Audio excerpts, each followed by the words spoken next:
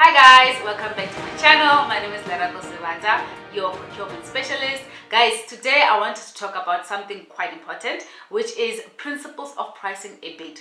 How many of you get it wrong? You know, this is one of the most, again, asked and demanded type of videos. You know, I get a lot of emails and people say, how do I price for a bid? You know, and it seems like it's still a problem, and today I just want to explain basic fundamental principles on how to price a bid, right?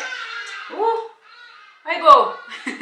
This bird. So a lot of you guys will get this wrong, meaning if you, let's say you have a tender bid that you're responding to, and they say you want a pen and the price of a pen is 10 rand, and they say the quantity is my 50 quantities. Oh, okay. If I take my calculator, I'll say 10 times 50 is 500, ne? And if it is 500, this, according to you, would be your buying price. Of course it is, right? Then you're like, oh, I'm gonna apply, you know, plus 30% markup, right? That's gonna be my markup, which is 650, 30%, which you add it to your 500, then becomes 1,150, and this will be your tender bid. Woo! Amanganga. No way, that's not how you should price a bid. And that's what happens a lot of the times. People make these type of mistakes, and I just want to give you guys basic principles. There are things that you must consider before you even get to the numbers, you know, that in fact informs your pricing, informs how your strategy should be when you're pricing. And that's what today I want to give you guys, right? So the first thing is understanding project requirements, or understanding the tender requirements. If the tender requirements, when you read the scope of work, which a lot of you guys don't read the scope of work, at times the scope will say we need 50 pens supplied in Gauteng and Pretoria, Durban. Maybe they'll mention number of regions or number of locations. Ne? That's one factor. That's the scope of work, right? And two, they say, well, we want black pens that can do 1, 2, and 3. We even want you to maybe supply so many if there is any breakage, right? Maybe, you know, tell us if a pen breaks and just to be told how much are you gonna price that for. And then they're like, well, we need this for 3 years. Let's just say high level, that's the scope of work. Now, with the example that I made earlier, would you still price that tender the same? Come on, let's be honest. You wouldn't, right? Because that's not how you should be pricing it. So what you need to do and consider is calculating the number of pens that are required. That's, you must understand the scope, and understanding that, okay, if I need 50 pens to supply in Gauteng, maybe 20 in Durban, you know, 10 wherever, other locations, there'll obviously be transportation costs. There'll obviously be return rate for those that maybe may actually be delivered damaged. There's obviously insurance that you must consider, that in case my pens get lost along the way somewhere, Lord knows where, then you are covered, right? There's also no after-sales service support that you must consider. It gets complex, ne? So that 30% markup that you made, it does not become applicable anymore. This is what starts eating and taking your profits for most of you guys, ne? Now, before I get to the answer, I also just want to also mention the second thing that you must consider: cost estimation, right? When you do your cost estimates and you are looking at the scope and you are making these examples that I'm doing now, and these considerations and these scenarios and simulation, you need to in fact check, what are my direct costs, right? What is it costing me directly to actually purchase and supply these pens? Yeah? What are my indirect costs? Meaning the phone calls that you're making, the data that you're spending, the rent wherever you're operating, your laptop, you know, or computer-related office costs, né? Is another thing. Labor, who's doing it for you? Equipment, right?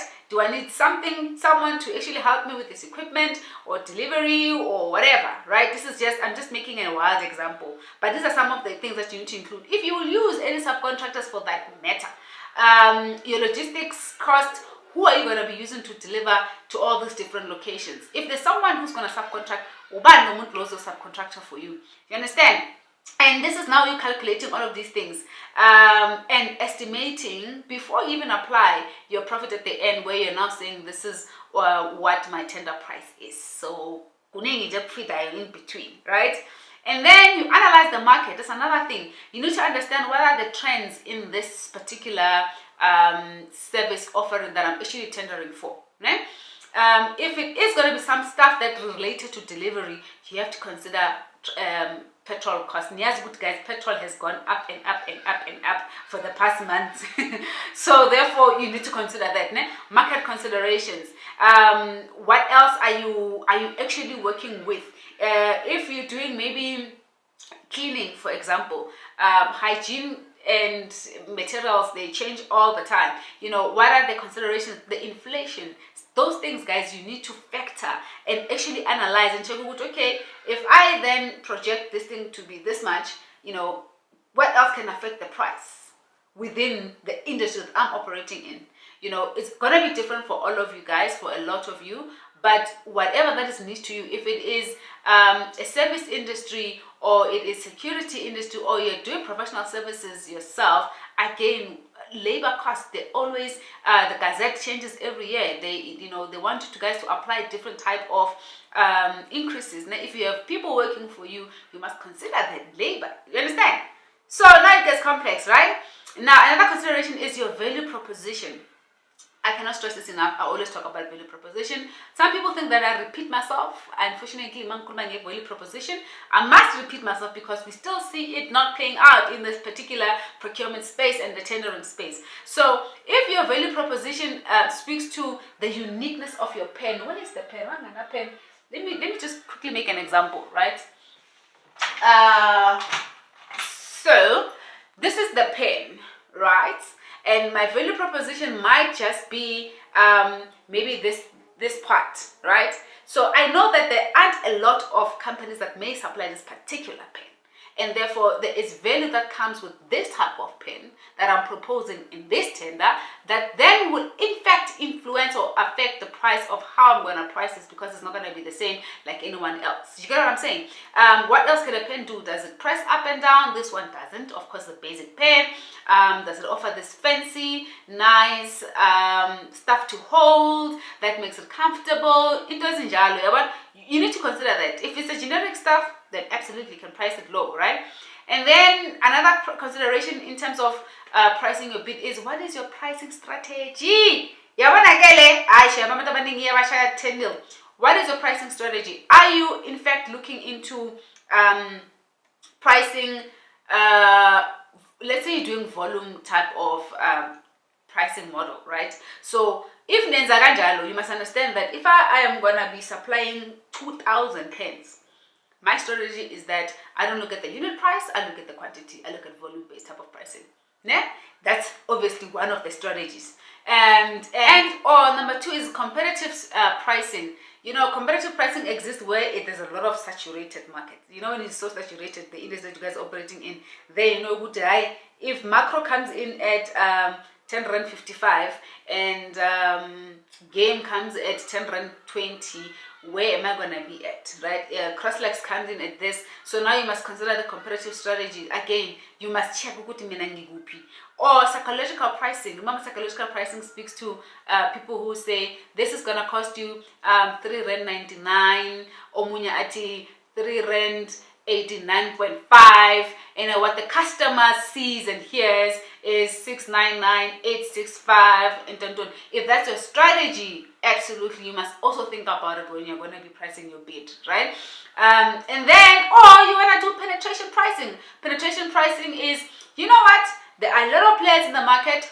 Barriers to entry in this type of business is so high. So therefore, just in, you know, if everything else I've calculated and I realized that, man, this is going to cost me 500 rand to buy, you know, 50 pence for this type of bid, I'm just going to say 550. And once you're in, and you start having clients, you start having penetrating the market, you start actually getting your name and your brand being known, and then over time you slowly increase your prices and you play catch up. But that is another thing. That's a strategy, right? Another consideration is your profit margin. Now that you know, okay, this is gonna cost me 500 rand to buy 50 pens that I must apply, you know, in multiple different locations. What then is my profit analysis? Do I agree as a company to be making 10% profit on each and every pen, or holistically on this order, because you have to decide as a business what is your profit percentage. Whatever. I know that, procurement wants to negotiate, clients wants to negotiate prices, but you must define and set a particular profit margin that I want to below this and I will not go down. So instead of saying, back to the example that we made, instead of saying, okay, the client wants 50 pens that are costing me 10 rand, it is, 10 rand times 50, it's going to cost me 500. Now you put all those considerations that I spoke about, okay? Babata 500 delivered where? Pretoria, maybe you are based in Gauteng, for example. There is Mpumalanga to deliver, there is Durban to deliver. You start considering the tariff rates in terms of the logistics cost. Ne? Currently, the tariff rates, they are sitting at about 518 to 20, 5 rand 18 to or 20 cents. Now you consider that. You consider your toll fees. You see, you consider your telephone costs. You consider your indirect costs. And if that is going to cost you, for example, a 1,000 rand, now you know on this 500 rand, you add 1,000. Okay, I'm just using my calculator for simplicity reasons. Ne? You have 1.5. You haven't even priced your profit. And now I'm thinking, okay, if it's 1.5, what is my insurance? If something goes wrong, what's covering? And then you're thinking, okay, maybe my pens are insured for 100 rand. You add 100 rand. All right, it's 1,600. 450 orders you must deliver nationally. And then you must consider, all right, so let's just say that I'm bidding now, the bid is closing tomorrow. Next week, Wednesday, the price of petrol shoots up. And it has been, as I was saying, I got rudely interrupted. So now, guys, you know that, okay, it's going to cost me 1,600 and petrol keeps on going up. It has been going up for like 14 rand or whatever. And you're thinking, okay, let me estimate at least maybe account for another 14 rand should price of petrol increase. Now you include that, all right? Say now you add another 150, and that is plus 1.6, which is 1,850. You haven't even gotten to your profit margin. Can you follow where I'm going? And then also, now that you have established, okay, all these factors I've included, I don't need any subcontractor, I don't need to have staff member that I must include, whatever, and you're like, okay, therefore I'm going to apply 15% profit margin, for example. Now, there's also, again, based on your strategy, it depends if you just want to do a flat out cost plus pricing, which is you take the cost of the item and then you add the percentage of what you want. Or if you're doing penetration pricing, you've done your research, you've done your homework, you know who charges what where, and therefore when also lender WP, then you can decide, okay, I want to apply 15% margin, right? And the important thing again about doing pricing and including a profit margin, you must decide if your profit margin actually needs to be on the cost of the item. Now, I'm sitting on 1,850, considering all these factors. Ne? So let's pack this. Go back to 10 rand times 50 pence, it is 500, right? Now you want to add a profit margin on the items, right? Then you're like, okay, plus let's say 15%. That's your discretion. You're like, okay, me, I'm adding this, and I'm having 575, and you know what 75 it is, right? 500 plus 15%. It's 575. So if you know that 575, this is your profit margin, 75 rand, then that's what you stick to, and then you add those other costs that I spoke about, right? So it was 1,850 plus 75, which is the profit margin. Now you're sitting at 1,925. Now you must consider, okay, the tender lender is for 3 years or for 2 years. If it is for 3 years or for 2 years, you need to include escalations. One thing that you guys forget. Escalations, you look at CPI. CPI for the longest of time, it has been about 4.6%, 4.5%. Mara, yay, the economy is going wild internationally and globally, etc. Now CPI is sitting at, but doing codes. Imagine 6 point something. Who would have thought that CPI can get there? 7% technically of CPI from 4. So therefore, if you didn't account and you signed the contract, and the client says, when in your tender response, you said year 1 is this much, year 2, you're making wrong estimations. So now you must account for CPI. So let's say now you're sitting at 1,925, you will add, i.e., let's just say 7%, right? 7% increase on year one. Now sitting at 2,059 cents for year two, and you add again plus 7% for year three, for example, and you are sitting at 2,203. Ne? But remember, you haven't factored also the other type of increases of things I mentioned. Go logistics cost, go your telephone cost, your own staff cost, and. Guys, these are the things that you must look into when you're pricing a bid. Of course, it's gonna be lengthy in this video if we had to do a practical example, which I think I'll do that one day when I have time. I'll do the practical one in calculating these things. But I want you guys to grasp the principles, that you don't lose these things when you are pricing a bid. Now, I want to quickly just run through the do's and don'ts when you set a profit margin. Okay, first one, quantify your costs, right? Quantify, check what am I buying from the right supplier, number one. I buy from a original manufacturer or a wholesaler, and if I buy from a wholesaler, you must know who to go a profit, and then I who are tendering, where are they buying their items, right? I just made a simple example of buying pens, but I mean, you guys source and tender on different things. But consider that in your minds, and consider that when you're doing, this pricing. And then after you've quantified your cost, determine the desired profit margin based on your industry. Again, it's not a thumb suck thing where you're thinking, Mabati, this thing is costing 50,000. I'm gonna just, say 75. Check first. My competitors work over how are they pricing? Where are they at? So that you know where you can enter. Yeah. The do's, decide on the profit margin ahead of time in the strategy that I spoke about. Is it penetration pricing?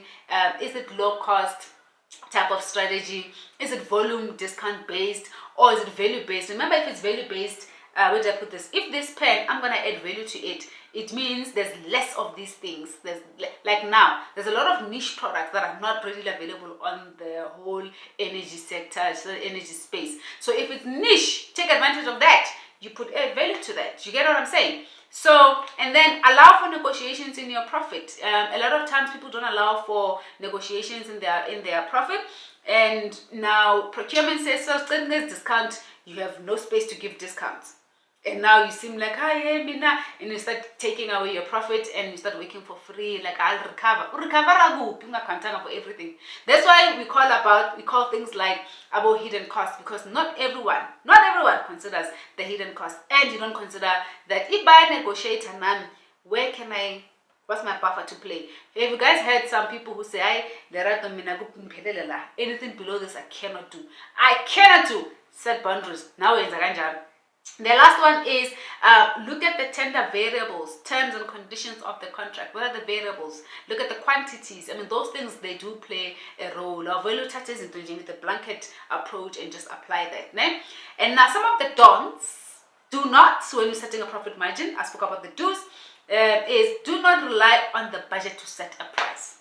This one needs a video on its own. So, why are you not supposed to rely on a budget to set a price? There are people who have bad tendencies, guys, but when the tender comes out, they want to go and hunt procurement people and the business and end users say, Manini budget, back Jimmy. My budget, I budget 100,000. Maybe because the previous service provider was charging 100,000. Or the report was just wrong, by the way.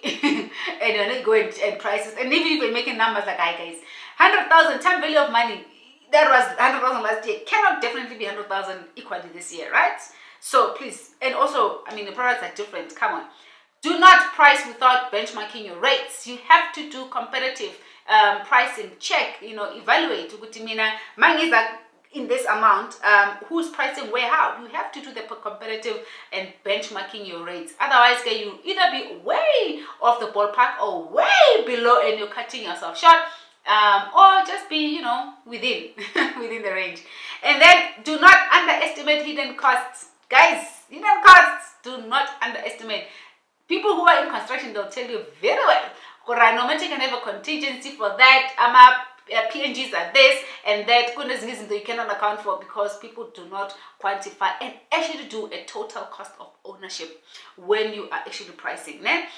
And then do not price without considering market factors like your inflation rate, like your petrol increases, like your industry regulated stuff that is like, you know, ETTI can say, okay, the gazette is this much for security, for whatever, minimum wage is this, and when it didn't include that, please, you need to consider the market factors.